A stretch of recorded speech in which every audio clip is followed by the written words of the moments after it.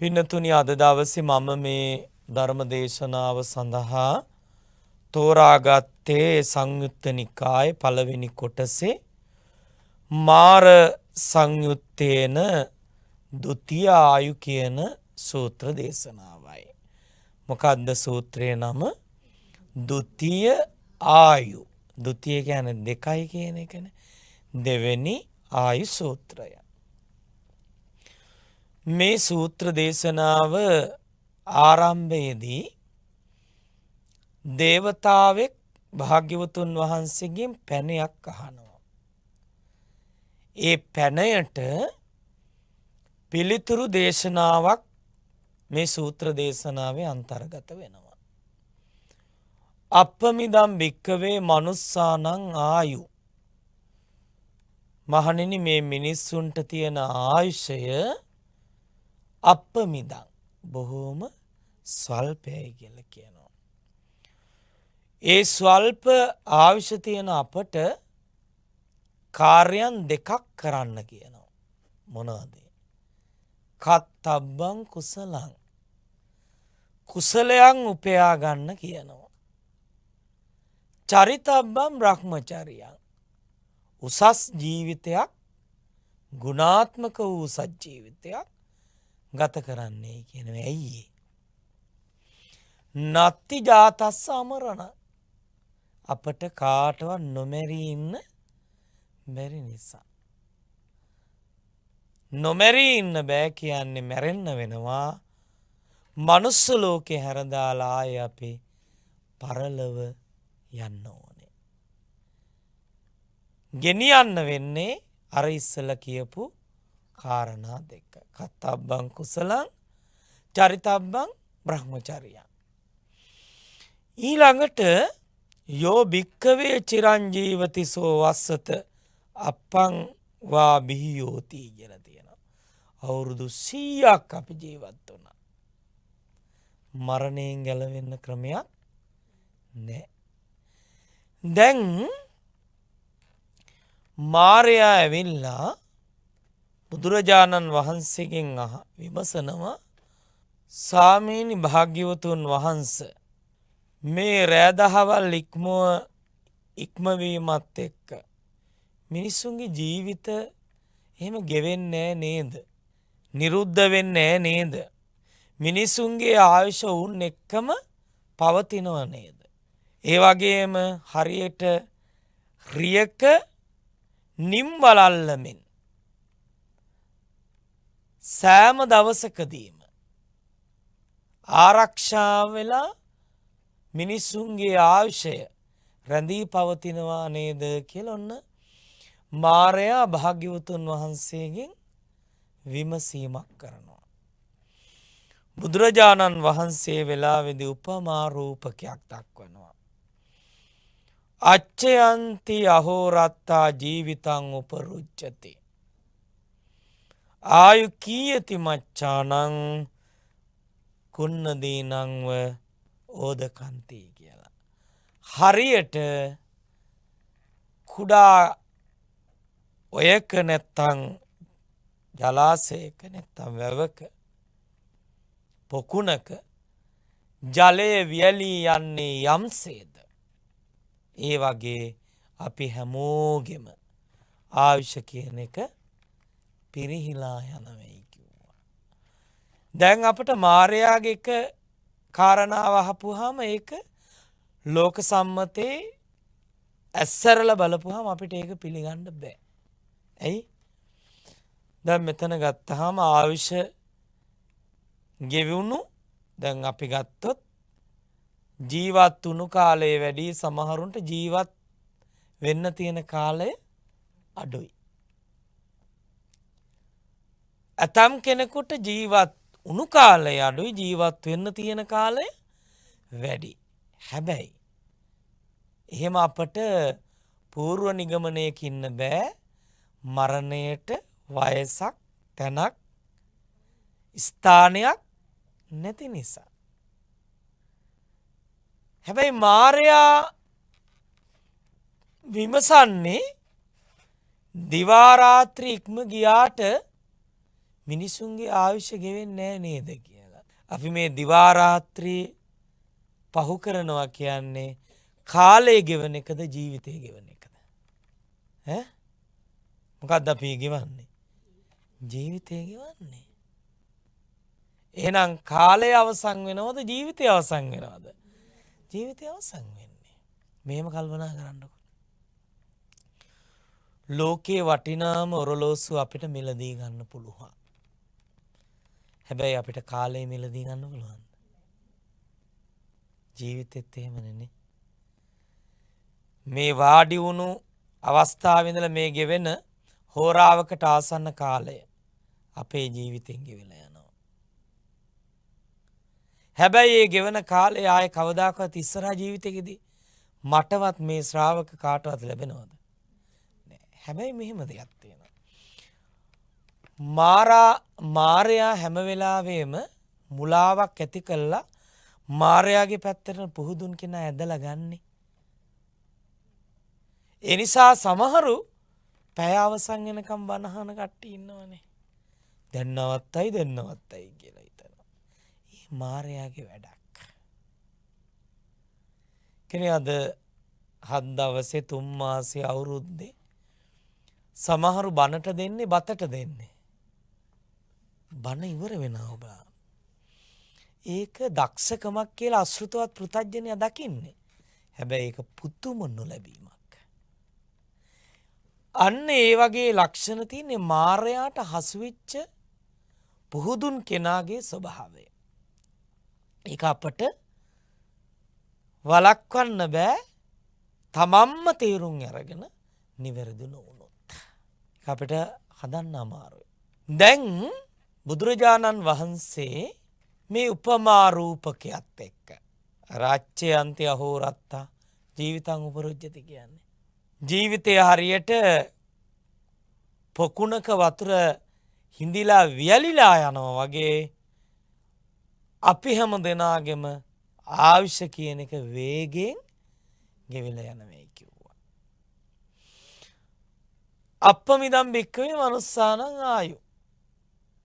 එතකොට අපිට ආයුෂ ඉවර වෙනවා කියන්නේ මනුස්ස ලෝකේ ඉන්න තියෙන කාලය ක්‍රමයෙන් විනාශ වෙනවා. එතකොට ආයේ මනුස්ස ජීවිතේ ඉන්න අවසර නැහැ. එහෙමනම් අන්න යනකොට අපට මග වියදම් නොතිබ්බොත් කොහේ යනකොටද? සාංශාරික ජීවිතේ ගියොත් දැන් නිවන් දකින්න මේ පිරිස කටයුතු කරනවද කියලා මම ඒක දන්නේ. බොහෝ දෙනා සසරට බරවයි යන්නේ. මේ සාංශාරික ජීවිතයේ මග වියදම් නොතිබ්බොත් මොකද වෙන්නේ?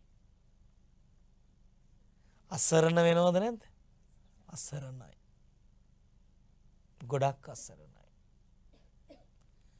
ඒ අසරණකම වැටුණට පස්සේ කල්ප ගානකට ඒ වැරද්ද නිවැරදි වෙන්නේ නැහැ. ඒක තමයි මේ සාංශාරික ජීවිතයේ තියෙන ආදීනව. කත්තබ්බං කුසලං චරිතබ්බං බ්‍රහ්මචර්යං නත්ති ජාතස්ස අමරණං කිව්වා. ජීවිතය අමරණීය නොවන නිසා මරණීය නිසා ඥානවන්තයෝ කුසලයන් සිද්ධ කරගන්නවා. අනුවණය කුසලයට ගරහනවා. ඒක ඇති. කුසලයට ගරහනවා. ඒක අපට වළක්වන්න බෑ. මොකද බුද්ධ කාලීන පරිසරය තුල ගත්තත් හැමෝටම බුදුරජාණන් වහන්සේගෙන් ධර්මය අහලා මේ ධර්මයේ දකින්න පුළුවන් වුණාද? බැරි වුණානේ. ජීවමාන බුදුරජාණන් වහන්සේගේ කාලෙත් එහෙමනම් අද ඉතින් අපිට කෙසේවත් එහෙම බලෙන් කරන්න බෑ මේ කාර්යය. ඇහැටි. හිමි කෙනාට ධර්මය ශ්‍රවණය කරන සැනින් වටහා ගන්න පුළුවන්. ඒ නිසා තථාගතයන්න් වහන්සේ මේ පෙන්නපු උදාහරණය අපි ගමු අරක කියන සූත්‍රයත් එක්ක සම්බන්ධ කරලා. අරක කියන්නේ ශාස්ත්‍රූවරයෙක් එදා හිටපු. බුදුහාමුදුරන්ටත් කලින් අනුගාමිකයෝ රාශියක් මේ ශාස්ත්‍රූවරය අනුගමනය කළා. ඔහු ජීවිතය ගැන උපමාරූපක ගණනාවකින් තමන්ගේ අනුගාමිකයන්ට මේ ජීවිතයේ ආයුෂ ඉවර වෙලා මරණය එන හැටි කියලා දීලා තියෙනවා. කොයි වගේද? මේ අංගුත්තර නිකාය සඳහන් වෙන මේ අරක කියන සූත්‍රයේදී පෙන්නනවා උපමා රූපක කීපයක්. එකක් තමයි හරියට මේ ජීවිතේ තනාග පිනිබිඳක් වගේ කියන හේතු සකස් වෙලා ආපු ගමම්ම මරණය අපට සිද්ධ වෙනවා. හරියට මේ ජීවිතේ කොයි වගේද? දිය පිට ඇඳි ඉරක් වගේ කියනවා. ඇයි එහෙම කියන්නේ?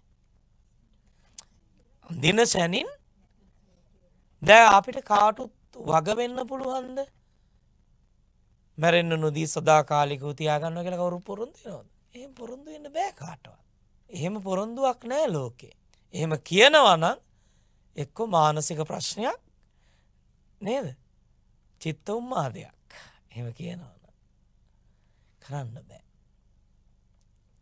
එතකොට දැන් අපි තව උපමාවක් තියෙනවා. උදෑසන ඉඳලා රත් කරපු භාජනයකට යමක් දැම්මොත් මොකද වෙන්නේ? වහා වාෂ්ප වෙලා යනවා. ඒ වගේ ජීවිතෙත් හේතු සකස් වෙච්ච ගමම්ම මොහොතක්වත් අපිට මේ ජීවිතේ ඉන්න බැරි වෙනවා. මොනවාද? හේතු තුනක් ඉදිරිපත් වුණත් එහෙම. මරණය කියන ධර්මතාවය එනවා කාරණා තුනක් අපේ ජීවිතෙන් අයින් වෙච්ච ගම. මොනවද? ආයුං උස්මාච විඥානං කියන. ආයුෂය ඊළඟට උස්නය මේ රස්නය තේජෝ ගුණය ඊළඟට විඥානය. ඔය කාරණා තුන අපේ ජීවිතෙන් අයින් වෙච්ච ගමම්ම හරියට දරකඩක් වගේ චුත්තෝ අපේත විඥාන. නිරත්තංව කලින් ගරන් කියලා කියනවා. හරියට දර කොටයක් වගේ වියලී යනවා කියනවා.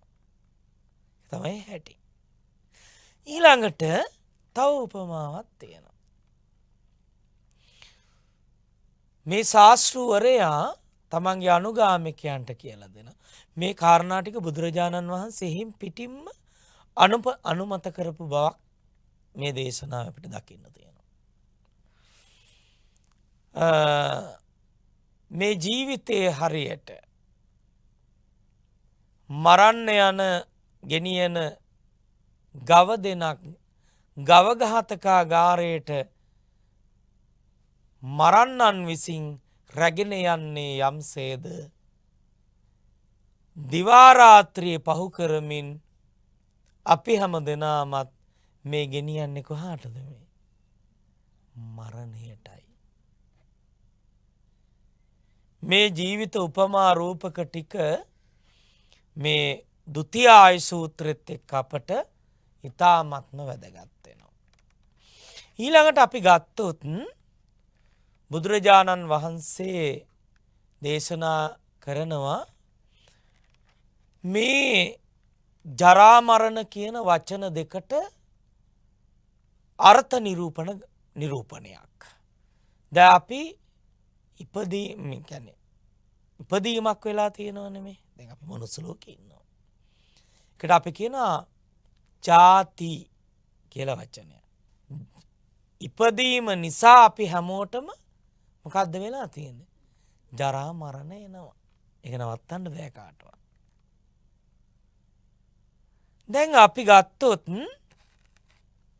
මේ ජරා කියන වචනය නිකන් කැතයි අප්පිරියයි කියන අදහසින්ද? නෑ. ජරා කියන්නේ දිරනවා කියන අර්ථයටයි. දැන් අපි හැමෝම මේ වෙලාවේ ගත්තා. සකස් වෙච්ච සංස්කාර කියලා කියනෝනේ අපිට. ඒ නිසා නඩත්තුවක් අපි කරාට දිරණ එක නතර වෙන්නේ නැහැ. නඩත්තු කරනවා අපි. හැබැයි දිරණ එක නතර වෙන්නේ නැහැ. මේ කාලේ පහු කරගෙන ආපු වැඩි හිටියෝ මේ ඉන්නේ අපි ඉන්නේ. මේ වෙනස් වීමට කියන්නේ මොකද්ද? ජරා ධර්මය. ලුජ්ජති පලුජ්ජති इति. වෙනස් වෙලා. දැන් මේ වගේ කාලයක් අපිටත් තිබ්බා. හේතුඵල වශයෙන් හටගත්ත මේ ස්වභාවය වෙනස් වීගෙන යනවා. මේ මොහොතේදීත් වෙනස් වෙනවා. දිරනවා. එතන මොකද වෙන්නේ? කොණ්ඩේ වෙනස් වෙනවා. හමරලි වැටෙනවා. මේ පේනස් දෙක අඩපණ වෙනවා. අංග කියන්නේ මේ අතපය වෙවුලනවා. හා එහෙම වෙන්නේ නැද්ද? කැමති නෑ ඔය කියන්නේ අහන්නත් හොඳ නෑ. අනිවාර්යයෙන්ම ධර්මතාවයේ ඉච්චරයිනේ. ඒතකොට බලන්න ඊළඟට නුවණින් බලන්නකෝ. ජීවත් වෙච්ච කාලය වැඩි ජීවත් වෙන්න තියෙන කාලය. ඒතර බලන්නකෝ. අපි හිස් අතින්ද මේ ගමන යන්නේ. මේ ලෝකෙට අපි ආවේ ඇඳිවතවත් නැතුවනේ. හැබැයි පුණ්‍ය ශක්තිය කරන් ආවා අපිනේ. මේ ලාභේ පුදුම ලාභයක්. ගෞතම සාසනේ ධර්මයේ සද්ධාව මෞතුම ලාභ. අඬාගෙන ආපු අපේ දුස්සීල වුණොත් අඬාගෙනම යන්න වෙනවා. මරණයේදී අඬාගෙනම යන්න වෙනවා. හොඳ තැනකටද යන්න වෙන්නේ නෑ. ඔයගොල්ලෝ කැමතිද මේ තරම් සුගතියක ඉඳලා කාම ලෝකයක් නෙමේක. මේ තරම් වටිනා තැනක ඉඳලා පෙරේතෙක් හරි පෙරේතියක් හරි වෙනවට කැමති කට්ටිය තුස්සන්. අනේ මේ හැම දිනාටම පෙරේතියක් පෙරේතෙක්ගෙන් ලැබෙවකට කවුරු සාදු කියන්නේ. වෙන්න කැමති නෑ. හැබැයි මතක තියාගන්න ඕනේ. ගෞතම සාසනේ අපිට දැන් ජනප්‍රිය කාරණා ටිකක් තියෙනවනේ මේ බුද්ධ සාසනේ. අපේ විහාරස්ථාන ආරණ්‍ය භාවනා මධ්‍යස්ථාන කේන්ද්‍ර කරගෙන අපි ආමිස පැත්තක් කරගෙන යනවනේ ඒක ඕනේ. දම් පූජා කරනවා, බෝධි පූජා, සම්බුද්ධ පූජා, කප්රුක් පූජා නේ? කටින පූජා ඕනේ. හැබැයි එය පමණක් ශාසනය කියලා නතර වුණොත් හරිද? නෑ. ඒ සියල්ලම ඕනේ මේ ශාසනය ජීවත් කරන්න. ආන්නේ එහෙනම් ඊළඟට අපිට ජීවිතය අවබෝධ කරගන්න නම් මේ ජරා මරණ කියන ප්‍රපාතයෙන් නිදහස් වෙන්න නම් ශ්‍රද්ධා ප්‍රඥාව මුල් කරගෙන අපිට ප්‍රඥාව වැඩෙන විදිහට ජීවිතයේ ධර්මයේ දකින්න වෙනවා.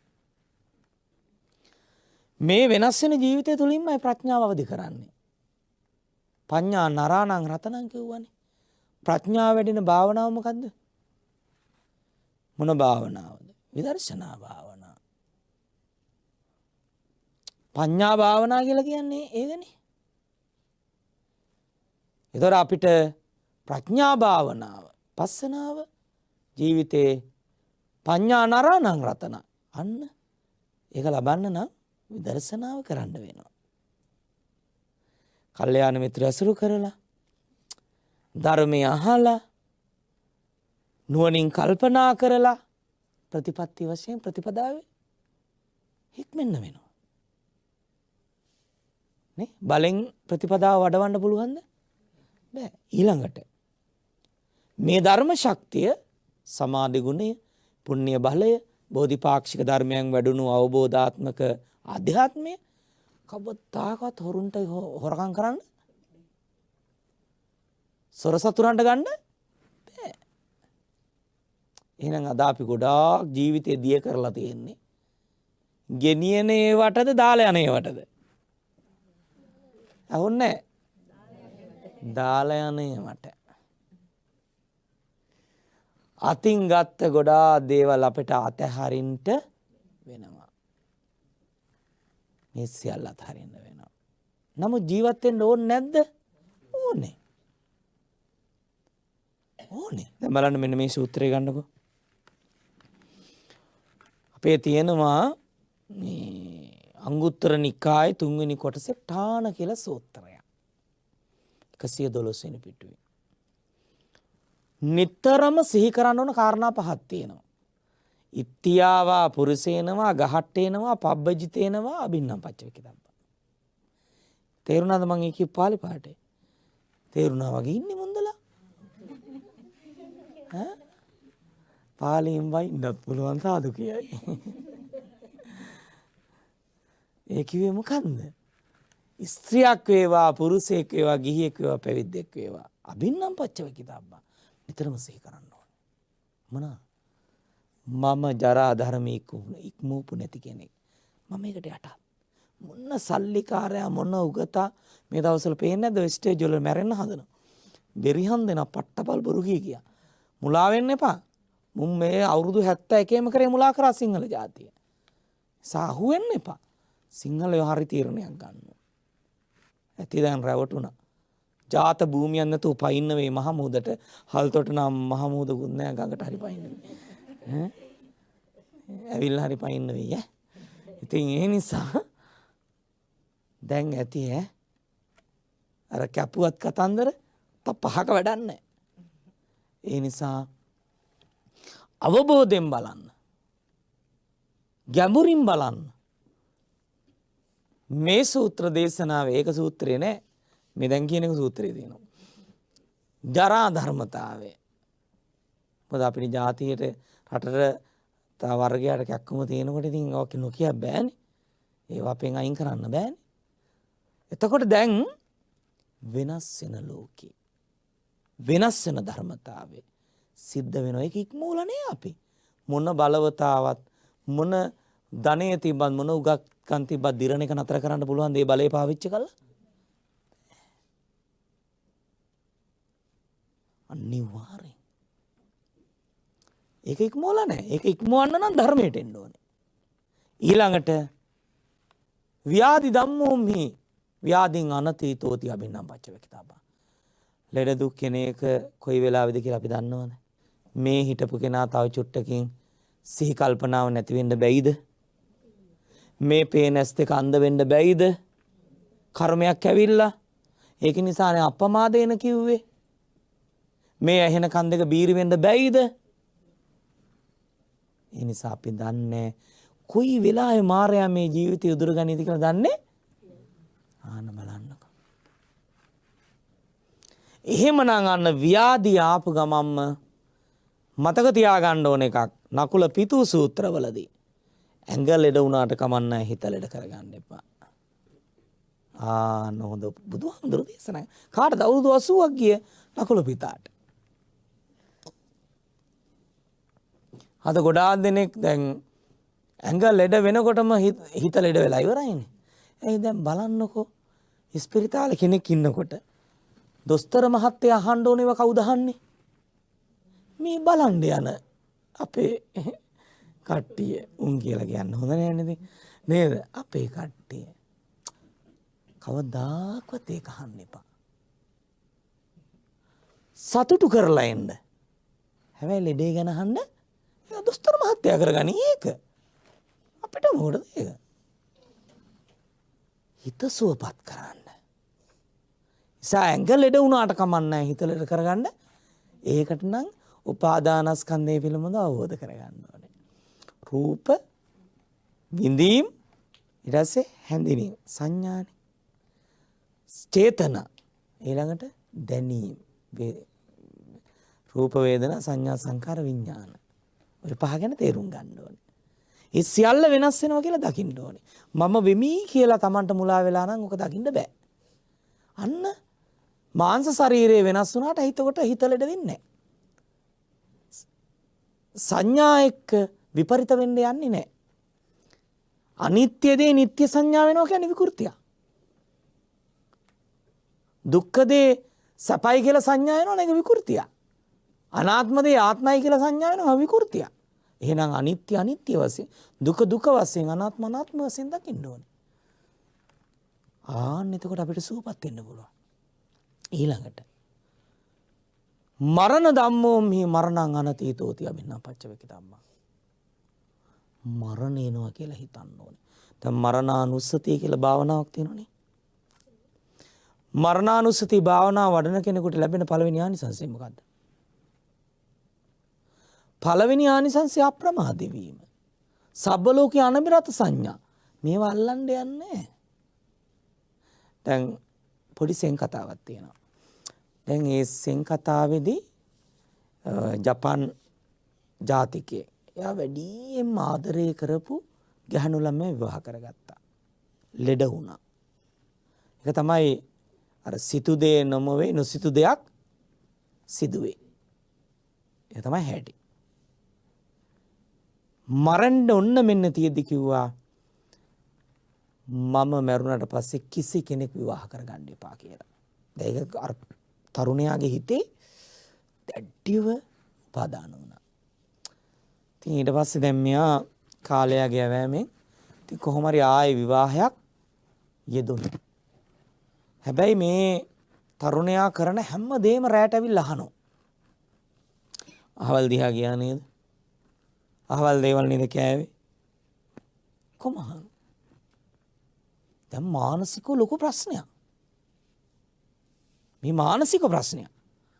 ඊට පස්සේ එක දවසක් දැන් මේ විවාහ වෙන්න ඉන්න ළමයා මුණ ගැහිලා ආපු දවසෙත් ඇවිල්ලා අහනවා ගියා නේද අද? ඊට පස්සේ හාමුදුරු කෙනෙක් ළඟට ගියා. භාවනා කරන. ස්වාමීනි මට හරි ප්‍රශ්නයක්. මේකට විසඳලා දෙන්න.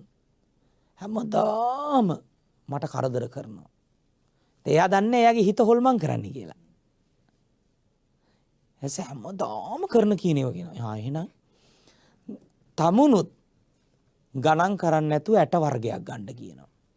ඇට වර්ගයක් අරගෙන මේ යන්න කිව්වා. අද ඒ වගේ එන්න නිගි. ඊට පස්සේ මෙයා ගණන් කරේ නෑනේ. ඒතර යාගේ හිත දන්නේ නෑ. ඊට පස්සේ ඔන්න දැන් ආයෙත් මනසට අර හැංගීම එනවා. ඇවිල්ලා අහනවා කියලා. ඊටසේ අහන්න කිව්වා ඔබගේම හිතෙන් මේ වාජනේ තියෙන ඇට වර්ග ගන්න කියන්නේ කිව්වා. කියන්න බැරි වුණා. අන්න දැක්කද මනස හොල්මන් කරන හැටි. එතනින් ප්‍රශ්න ඉවරයි. මැරිච්ච කෙනාවද මනස හොල්මන් කරාද? අන්න උපාදානයේ හැටි. උපාදානයේ හැටි. අපි නම් නූල් කීයක් දායිද? මැරිච්ච මිනිස්සුන්ට බය වෙන්න ඕනේ ජීවත් වෙලා ඉන්නේ උන්ටද? මේ මන්නම් බයම කණ්ඩායම. ජීවත් වෙලා ඉන්න පිරිසටයි බය වෙන්න නෑ. hina වෙලා මොනව කරයිද කවුද දන්නේ? මේ එහි කියලා යනකොට බැන යනවා. අපිට එහෙම බැලලා හොයත් දෙන්කෝ. එතකොට දැන් තමයි හැටි. එහෙනම් මරණය එනකොට ඔන්න මරණානුසතිය මැරෙන කලින් සබ්බ ලෝක යන පිටත් සංඥා අල්ලන්නේ යා.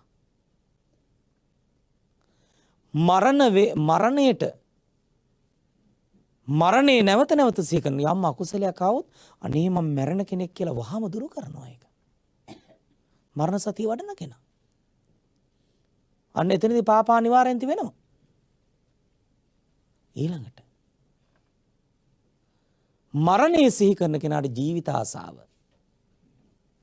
ගොඩක් අතහැර ගන්න පුළුවන්. මැරෙනකොට ඕකනේ ඉන්නේ. ඊළඟට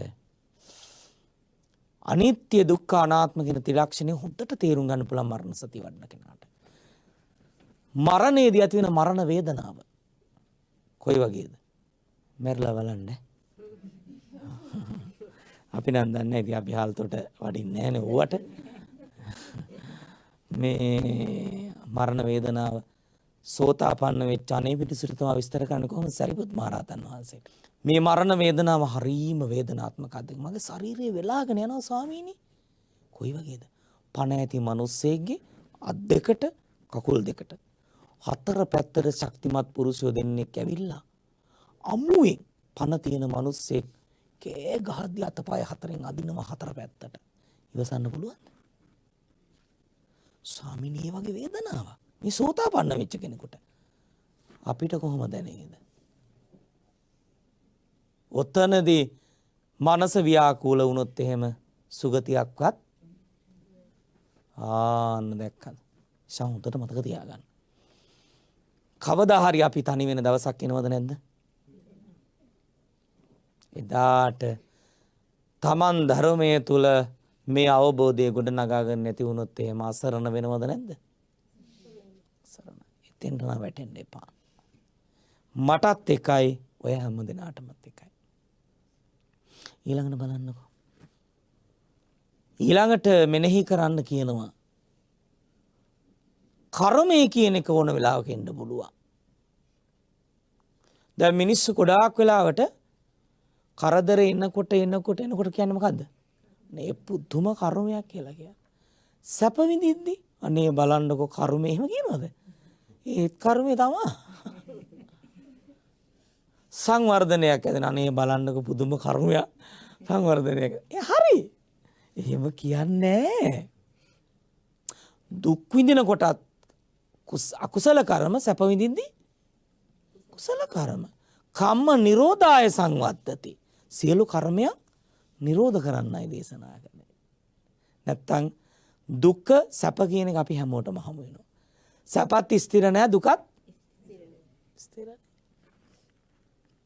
දැන් බලන්නකෝ ඊළඟට සබ්බේහි පියේහි මනාපේහි සියලුම ප්‍රියමනාප දේවල් වලින් වෙන වෙන දවසක් එනවද නැද්ද? අනිවාර්යෙන් වෙනවා. එදාට කවුරු ඇඬුවත් කවුරු වැළපුණත් කවුරු මොන විදිහට ඉල්ලීම් කළත් නතර වෙනවද? දැන් මේ ලයිස්තුව කියවද්දී නේද? ওই ලයිස්තුවට කාගේ නම් එයි බය වෙන්න එපා. හරි. ඒ නිසා ජීවිතය ගැන හිතන්න ඕන වෙන්න මෙහෙම කාරණා 10ක් තියෙනවා. මම ඉක්මනින් කියන්නම්. මාළුන්ගේ පුත්ත සූත්‍රවලදී අනිච්චතෝ මේ හේතුන් සකස් වෙලා සකස් වුණු තැනම හේතු ප්‍රත්‍ය වෙන කරගෙන සකස් වෙන හැම දෙයක්ම නැති වෙන බව දකින්න කිව්වා. දුක්ඛතෝ දුක වශයෙන් දකින්න කිව්වා. ගණ්ඩතෝ මේ ජීවිතේ හරියට තුවාලයක් වගේ මේ ඇහැට කොච්චර රූප දුන්නත් ඇති කියනවද? පෑරෙන ගමන වෙන්නේ හරියට අර තුවාල සහිත මිනිස්සෙක් කටුව කුලට රිංගුවා වගේ. කොච්චර දේවල් දුන්නත් සෑහීමක් නැහැ මේ ජීවිතේ. ඊළඟට සල්ලතෝ මේ උලක් වගේ මේ ජීවිතේ ගෙනියන එක පහසුද අපහසුද? කොච්චර අමාරුද කියන්නකෝ. හැබැයි වටින්නේ නැද්ද මේ ජීවිතේ? පරිම වටන අනිවාර්යෙන් වටිනවා. හැබැයි නිකාං කෙලෙස් සහිත වේදීමද ආර්ය ශ්‍රාවකෙක් වීමද වටින්නේ? දැන් කොහොම කොට වමතක වෙනවා. ඊළඟට දැන් ඉතින් මං අහනින්ද කියයි. ආතනින් එළියට යනකොට මොන ආර්ය ශ්‍රාවක. ඊළඟට අසතෝ අපි ඉතින් දන්න ඕනේ වැඩේද? පීඩාවක්. ආබාධෝ ඇහැට රෝග එනවා කනට රෝග එනවා. කොතෙන්ටද රෝග එන්නේ නැත්තේ අනේ? රෝග නිද්දම් පබංගුරා. හරියට ලෙඩ රෝග වලට මේක මේ සැකිල්ල කියන කූඩුවක් වගේ මොකද්ද ඒ කියන්නේ? පබංගුරා. ගුහාවක් නැත්තම් මේ ගයක් වගේ. මෙලායම ඊළඟට බලන්නකෝ. පරතෝ අනුන්ගෙන් ගත්ත දෙයක් වගේ. ඇයි? හරියට හුස්ම ඉහළ පහළ ගියේ නැත්තම් ඉතින් ඉවරයි. නේ? ආහාර ටික හරියට ආවේ නැත්තම් ඍතු විපර්යාස වුණොත් එහෙම ඉවරයි. අනුන්ගෙන් ගත්ත එක. ඊළඟට පලෝකතෝ කියනවා කැඩෙන බින්දෙන ශුන්‍යතයි හිස්. හරියට කෙසෙල් ගහ පතුරු ගහන අරටුවක් හොයන්න පුළුවන්ද? ගොඩාක් ඉතින් ඔය ලෝභ දේශ මොහ මේ කෙනෙක් පුජ්‍යලයක මමේ මාගේ කියලා ඉන්න ගොඩක් දෙනෙක් දවස පුරාම ඉතින් ඕක තමයි කරන්නේ. ඊළඟට අනාත්තතෝ අනාත්මයි. තමන්ට වසඟේ කිසිවක් පවත්වන්න බෑ. හරියට කොයි වගේද? කොයි තරම් වසඟේ පවත්වන්න උත්සාහ කරත් මේ එකක්වත් ස්වාධීනව පවත්වන්න බෑ. ඊළඟට බලන්නකෝ. හරි ලස්සන දේශනාවක් තියෙනවා ධම්මපදේ. දණ්ඩ වග්ගය කියන්නේ 10 වෙනි වග්ගේ 7 වෙනි ගාථාව. යථා දණ්ඩේන ගෝපාලු. හරියට ගෝපල්ලෙක් ගාවෝ පාචේන්ති ගෝචරං. ගෝපල්ලෙක් ගවයන් තනබිම් කරා හසුරුවල යොමු කරනවා වගේ. ඒවන් ජරාච මච්චූච. ඒ කියන්නේ අපිත් ක්‍රමයෙන් ක්‍රමයෙන් කොහටද මේ යන්නේ? ජරා මරණවලට. ආයුෂ ගෙවි ගෙවි යනවා කියන එකයි කියන්නේ.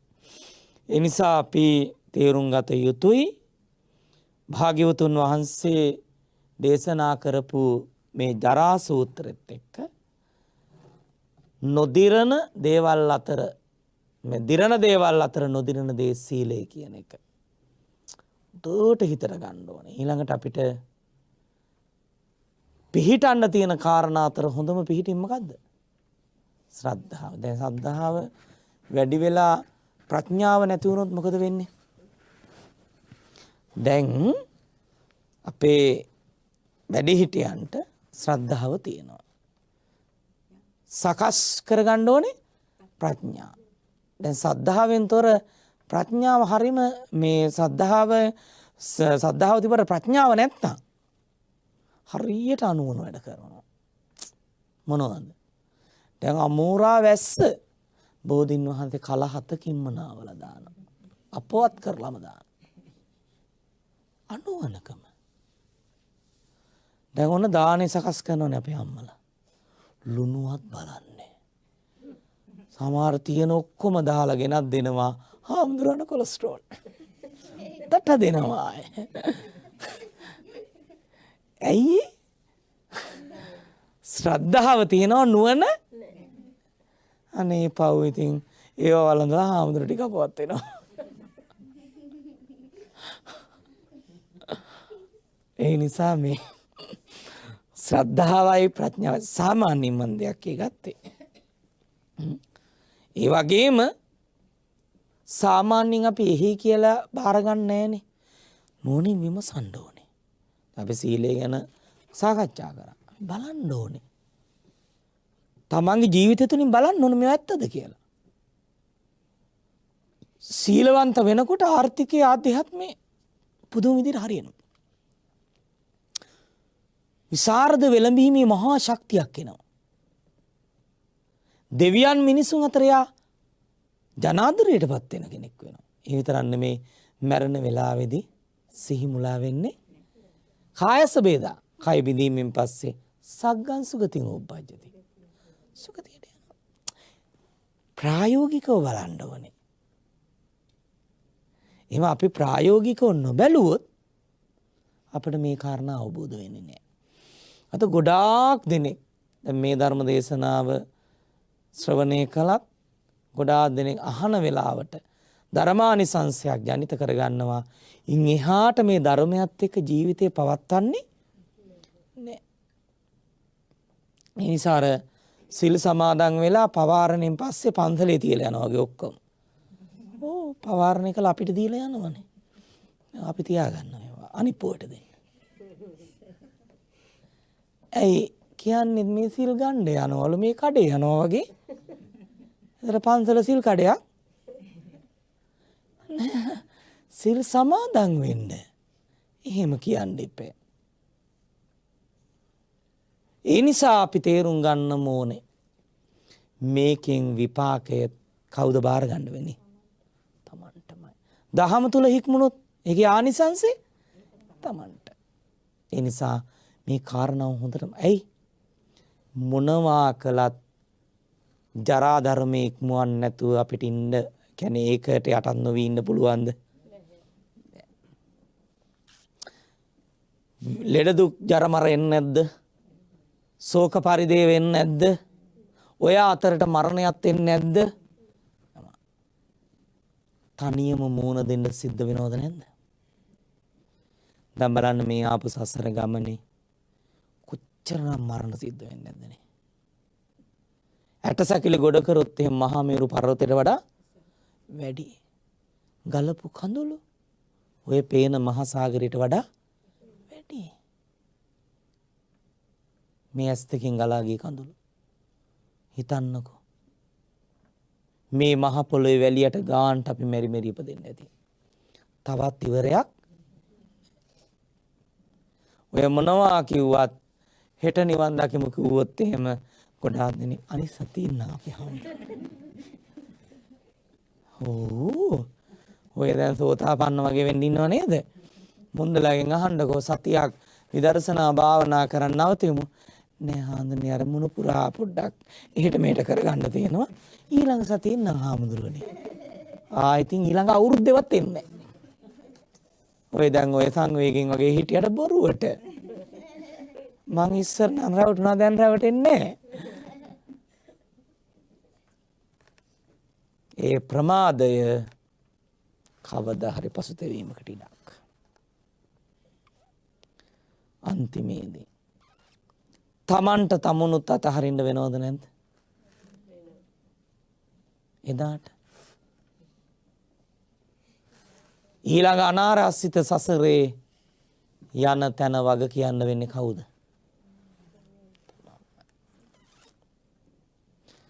අපි මේ හැමෝම හමු වුණා. මේ සසර කියන්නේ හමුවීම් හා වෙන්වීම් ගොඩක්. පොඩ්ඩක් කල්පනා කරන්නකෝ. ජීවිතයේ සතුටින් ඉන්න අවස්ථාද තියෙන්නේ වැඩියෙන්ම වේදනාව විඳින අවස්ථාද? බලන්න සතුටින් බාරගත්ත ගොඩාක් දේවල් වලට මොකද උනේ? වේදනාවෙන්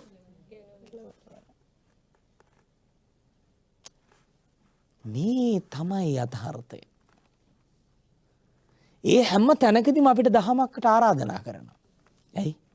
ඒ හැම දෙයක්ම මගේ වුණු නිසා නේද දුක උනේ. එහෙමනේ නේ. එතකොට ඒක බුදුරජාණන් වහන්සේ දේශනා කරන්නේ අර උපාදානස්කන්ධ පහ මමය මම වෙමි කියලා දැඩිව අල්ලගත්තා අපි. හැබැයි Tamanට තමන්වත් නෑ. දැන් බලන්න මම කියලා මේ රූපය අල්ලගෙන එහෙනම් වෙනස් වෙන එකෙන් Taman බේරෙන්න එපා. එහෙම පුළුවන් වුණාද? බෑනේ. ඒතර මේ ජීවිතය අපට දෙන මේ වෙනස් වීම කියන එක අපි තුලින් අවබෝධ කරගන්න ඕනේ. තමා තුලින් දකින්න ඕනේ. ප්‍රත්‍යක්ෂයෙන් දකින්න ඕනේ. අන්න ඒකට තමයි බුදුරජාණන් වහන්සේ දේශනා කරේ දස්සති පස්සති විපස්සනා කියලා.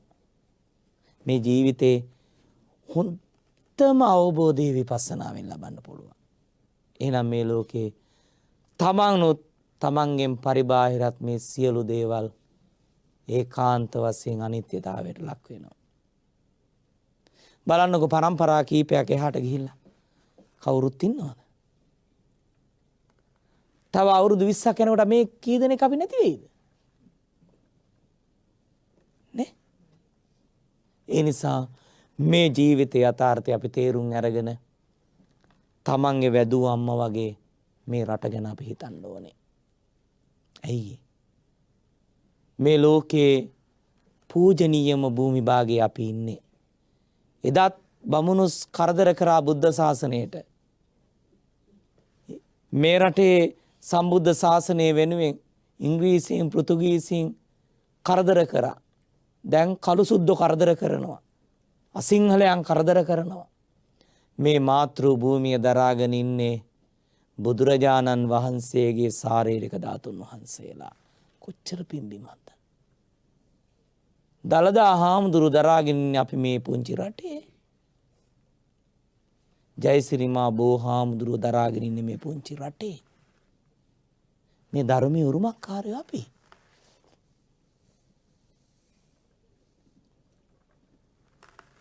හොඳම යෝගාවචර පරිසරයේ තියෙන මේ පුංචි රටේ. මේ ධර්මයේ වඩන්න හොඳම කල්යාණ මිත්‍රයෝ ඉන්න මේ රටේ. ධර්ම මාර්ගය තාම පැහැදිලිව තියෙන මේ රටේ. මේක පෙනි අනේ අපට නිවන එපා සුගතිය එපා කියලා අපාය නිරේ දොරවල් අරගන්න කට්ටිය නෙමේ දින්නේ දැන්. එපා පින්නතුනි.